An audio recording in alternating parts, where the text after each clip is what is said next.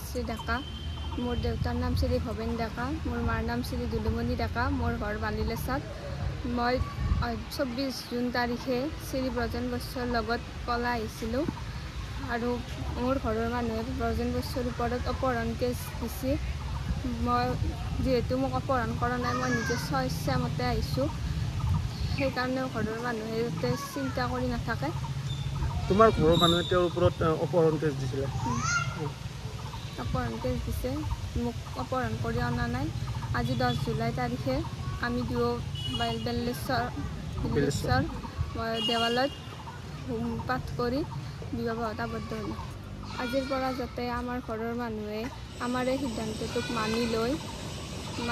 তাৰ কাৰণে আমি এই সংবাদ মাধ্যমৰ জৰিয়তে আহ্বান জনালোঁ মোৰ নাম শ্ৰী ব্ৰজন বৈশ্য মোৰ ঘৰ নলবাৰী জিলাৰ বালিলেচাত যোৱা 24 জুন তাৰিখে মানে হিমাশ্ৰী ডেকা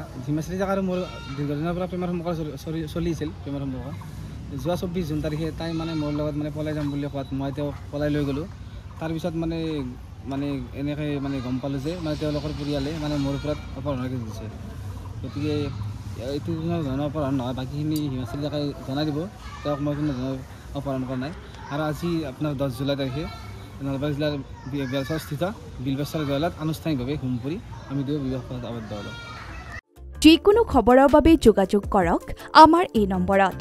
7099017330 আৰু 7099017110